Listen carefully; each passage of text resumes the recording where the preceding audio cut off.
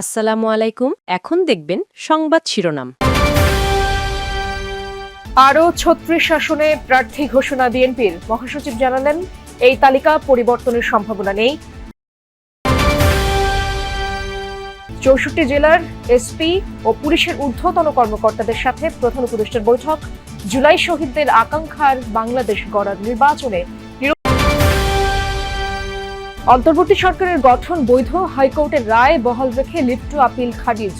বৈধতা নিয়ে আর প্রশ্ন তোলার সুযোগ নেই বললেন অ্যাটর্নি জেনারেল।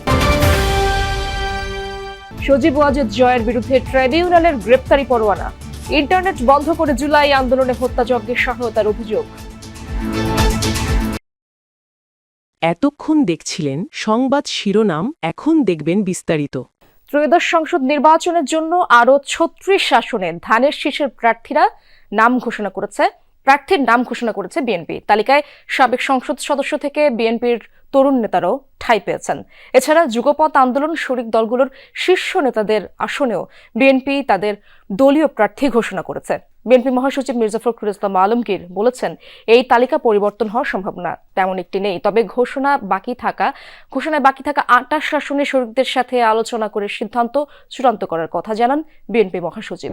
আসছে সংসদ নির্বাচনের জন্য ২৩৭ আসনে প্রার্থী ঘোষণার এক মাস পর বাকি আসনের প্রার্থী ঘোষণা করতে সংবাদ সম্মেলনে আসেন বিএনপি মহাসচিব মির্জা ফখরুল ইসলাম আলমগীর। তবে দ্বিতীয় ধাপেও পুরো ৬৩ আসনে ধানের শীষের প্রার্থীর নাম জানা যায়নি। আরও ৩৬টি আসনে আমরা আপনার নাম ঘোষণা করছি। গুলশান কার্যালয়ে সংবাদ সম্মেলনে বিএনপি মহাসচিব জানান, দ্বিতীয় ধাপে ঘোষণা হবে ৩৬টি আসনের প্রার্থীর নাম, যার মধ্যে প্রথম ধাপে ঘোষণার পর স্থগিত হওয়া মাদারীপুর ১ আসন রয়েছে, যেখানে আগের প্রার্থী কামাল জামাল মোল্লার পরিবর্তে বিএনপির মনোনয়ন পেয়েছেন শিবচর উপজেলা বিএনপির প্রয়াত সভাপতি নাজমুল হুদা মিঠুর স্ত্রী নাদিরা আক্তার। এছাড়া বাকি ৩৫ আসনে বিএনপির মনোনয়ন তালিকায় রয়েছেন সাবেক সংসদ সদস্য থেকে এক ঝাঁক নতুন মুখ।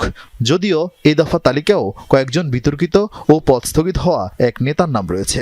হবিগঞ্জ ১ রেজা কিবরিয়া, কুমিল্লা ২ মোহাম্মদ সেলিম ভুঁইয়া, চট্টগ্রাম ৩ মুস্তফা কামাল পাশা, চট্টগ্রাম ৬ গিয়াসউদ্দিন কাদের চৌধুরী, চট্টগ্রাম ৯ মোহাম্মদ আবু সুফিয়ান। আগের দফায় ঢাকা মহানগরীর ৬টি আসন ফাঁকা রাখলেও এবার সেই তালিকার ৪টিতে প্রার্থীর নাম ঘোষণা করেছে বিএনপি। ঢাকা ১০ ও ১৮ আসনে সাবেক সংসদ সদস্য প্রার্থীদের রাখলেও ৭ ও ৯ আসনে দেয়া হয়েছে নতুন মুখ। বিএনপি মহাসচিব বলেন, আগামী ত্রয়োদশ জাতীয় সংসদ নির্বাচনে পুলিশ কর্মকর্তাদের নিরপেক্ষ ও পেশাদারিত্বের সঙ্গে দায়িত্ব পালন করার নির্দেশ দিয়েছেন প্রধান উপদেষ্টা ডক্টর মোহাম্মদ ইউনূস। তিনি বলেন, নির্বাচনের মাধ্যমে নতুন বাংলাদেশের জন্ম হবে এবং এই নির্বাচন ইতিহাসে দৃষ্টান্ত স্থাপন করবে। সকালে প্রধান উপদেষ্টার কার্যালয়ে ৬৪ জেলার পুলিশ সুপার সহ ঊর্ধ্বতন কর্মকর্তাদের সঙ্গে বৈঠকে এই নির্দেশ দেন তিনি। প্রফেসর ইউনূস আরও বলেন, নির্বাচনে চ্যালেঞ্জ গ্রহণের জন্য মানসিক প্রস্তুতি নিতে হবে। কাপুরুষের মতো বসে থাকা নয়, শহীদদের স্বপ্ন পূরণে কাজ করতে হবে। আসন্ন নির্বাচনে পুলিশকে সতর্ক, নিরপেক্ষ ও পেশাদারিত্বের সঙ্গে দায়িত্ব পালনের আহ্বানও জানান প্রধান উপদেষ্টা। নির্বাচন ও গণভোটকে ঐতিহাসিক সুযোগ উল্লেখ করে তিনি বলেন, নির্বাচন হচ্ছে সমাজের বিল্ডিং কোড তৈরির সুযোগ। যে গণভোট আসছে তা শুধু ৫ বছর মেয়াদী নির্বাচন নয়, এটি আরও গুরুত্বপূর্ণ। প্রধান উপদেষ্টা আরও বলেন, অন্তর্বর্তী সরকার নির্বাচনের এমন এক বিল্ডিং কোড তৈরি করে দেবে যা শতবর্ষ ধরে দেশকে এগিয়ে নিয়ে যাবে। অন্তর্বর্তী সরকার গঠন বৈধ, হাইকোর্টের রায় বহাল রেখে লিভ টু আপিল খারিজ করলেন আপিল বিভাগ। প্রধান বিচারপতি সৈয়দ রেফাত আহমেদের সমন্বয়ে গঠিত ৭ সদস্যের পূর্ণাঙ্গ বেঞ্চ এই আদেশ দেন। আপিল বিভাগ আদেশে বলেছেন, ডক্টর মোহাম্মদ ইউনূসের নেতৃত্বে গঠিত অন্তর্বর্তী সরকারের শপথ এবং গঠন প্রক্রিয়া চ্যালেঞ্জ করে দায়ের করা রিট খারিজের হাইকোর্টের আদেশ সঠিক ও যথার্থ। হাইকোর্টের দেয়া রায়ে কোনো ত্রুটি নেই বলেও পর্যবেক্ষণ দিয়েছেন আপিল বিভাগ। জুলাই গণঅভ্যুত্থানে শেখ হাসিনা সরকারের পতনের সাথে সাথে পরিচালনা সংকটে পড়ে রাষ্ট্র। এমন পরিস্থিতিতে সংবিধান অনুযায়ী রাষ্ট্র পরিচালনার জন্য স্পেশাল রেফারেন্সে তৎকালীন প্রধান বিচারপতি ওবায়দুল হাসানের নেতৃত্বাধীন ৭ সদস্যের আপিল বিভাগের পরামর্শে ডক্টর মোহাম্মদ ইউনূসের নেতৃত্বে অন্তর্বর্তী সরকারের শপথ পড়ান রাষ্ট্রপতি। সুপ্রিম কোর্টের নিয়ম মেনে মতামত দেননি তৎকালীন আপিল বিভাগ। প্রধান বিচারপতি সহ অন্য বিচারপতিরা ক্যান্টনমেন্টে আশ্রয় নেয় তারা আদৌ মতামত দিয়েছেন কিনা সেই সংশয় প্রকাশ করে গত বছরের ডিসেম্বরে হাইকোর্টে রিট করেন আইনজীবী মহসিন রশিদ। বৃহস্পতিবার সব প্রশ্নের উত্তর দিলেন দেশের সর্বোচ্চ আদালত। সংবিধান এবং জনগণের ইচ্ছায় এই সরকার গঠিত হয়েছে, হাইকোর্টের এমন রায়ে একমত প্রকাশ করেন আপিল বিভাগের সব বিচারপতি। পরে সরকার গঠন প্রক্রিয়ার বৈধতা চ্যালেঞ্জ করে করা হাইকোর্টের রায়ের বিরুদ্ধে লিভ টু আপিল খারিজ করে দেন আপিল বিভাগ। গণঅভ্যুত্থান পরবর্তী সরকারের বৈধতা অবৈধতা নির্ভর করে না, এটা আমাদের সাবমিশন। সর্বসম্মতিক্রমে বলেছেন তারা হাইকোর্টের রায়ের মধ্যে কোনো ভ্রান্তি, ভুল, বেআইনি কোনো কিছু পাননি। অ্যাটর্নি জেনারেল বলেন, আগামী সংসদেও এই সরকারকে বৈধতা দেওয়ার প্রয়োজন পড়বে না।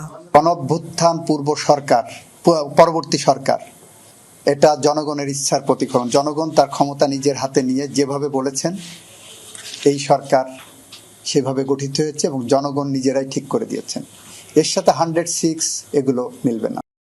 সারা দেশের ইন্টারনেট বন্ধ করে গণহত্যা সহ 3 অভিযোগে শেখ হাসিনার তথ্য প্রযুক্তি উপদেষ্টা সজীব ওয়াজেদ জয়ের বিরুদ্ধে গ্রেপ্তারি পরোয়ানা জারি করেছেন ট্রাইব্যুনাল। এছাড়া সাবেক আইসিটি প্রতিমন্ত্রী জুনায়েদ আহমেদ পলককে আসামি করা হয়েছে এই মামলায়। এদিকে কারফিউ জারি করে ছাত্র জনতাকে হত্যাযজ্ঞ সহ 5 অভিযোগে আনিসুল হক ও সালমান এফ রহমানের বিরুদ্ধে অভিযোগ আমলে নিয়েছে ট্রাইব্যুনাল। 2024 সালের 17 জুলাই মধ্যরাত থেকে 28 জুলাই পর্যন্ত 10 দিন বন্ধ ছিল সারা দেশের ইন্টারনেট। ওই 10 দিন নৃশংস হত্যাযজ্ঞ চালায় আইন শৃঙ্খলা রক্ষাকারী বাহিনী। যদিও সরকারের তরফ থেকে তখন বলা হয় ইন্টারনেট তারা বন্ধ করেনি। আমরা ইন্টারনেট বন্ধ করিনি, ইন্টারনেট বন্ধ হয়ে গেছে। বৃহস্পতিবার জুনায়েদ আহমেদ পলক ও সজীব ওয়াজেদ জয়ের বিরুদ্ধে ইন্টারনেট বন্ধ করে গণহত্যা সহ সুনির্দিষ্ট 3টি অভিযোগ আনে প্রসিকিউশন। তার মধ্যে রয়েছে সামাজিক যোগাযোগ মাধ্যমে শিক্ষার্থীদের রাজাকার বক্তব্য দিয়ে আবু সাইদ সহ দেশব্যাপী হত্যাযজ্ঞ। শেখ হাসিনার হত্যার নির্দেশ বাস্তবায়নে সজীব ওয়াজেদ জয়ের সাথে পরামর্শে ইন্টারনেট বন্ধ করে গণহত্যার তথ্য লুকানো। এসব অভিযোগ আমলে নিয়ে জয়ের বিরুদ্ধে গ্রেফতারি পরোয়ানা জারি করে ট্রাইব্যুনাল। সজীব ওয়াজেদ জয়ের পরামর্শে তৎকালীন আইসিটি প্রতিমন্ত্রী জুনায়েদ আহমেদ পলক ইন্টারনেট পরিষেবা প্রথমে স্লো করে দেন, এরপরে সম্পূর্ণরূপে বন্ধ করে হত্যা এবং নির্যাতনের তথ্য আড়াল করে এই হত্যাযজ্ঞ পরিচালনায় সহায়তা এবং সম্পৃক্ততা থেকেছে। এই হত্যাযজ্ঞ যারা করেছেন ফিল্ডে থেকে তাদের বিরুদ্ধে ওনারা কোনো ব্যবস্থা নেননি। এছাড়া সাবেক মন্ত্রী আনিসুল হক ও সালমান এফ রহমানের বিরুদ্ধে আনা হয় 5টি অভিযোগ। কারফিউ জারি করে আন্দোলনকারীদের শেষ করে দেয়া, 22 জুলাই ব্যবসায়ীদের নিয়ে গণভবনে বৈঠক করে হত্যাকাণ্ডের সিদ্ধান্ত এবং 228টি মামলায় প্রায় 4.5 লাখ ছাত্র জনতাকে আসামি করার অভিযোগ তাদের বিরুদ্ধে। ওনারা বলেন যে কারফিউ চলা অবস্থায় এদেরকে আন্দোলনকারী ছাত্র জনতাদেরকে শেষ করে দিতে হবে। জনাব সালমান এফ রহমান একদল ব্যবসায়ীদেরকে নিয়ে তৎকালীন প্রধানমন্ত্রীর সাথে গণভবনে দেখা করে। এই যে হত্যাকাণ্ড চলছে সারা দেশে, এটা চালিয়ে যাওয়ার জন্য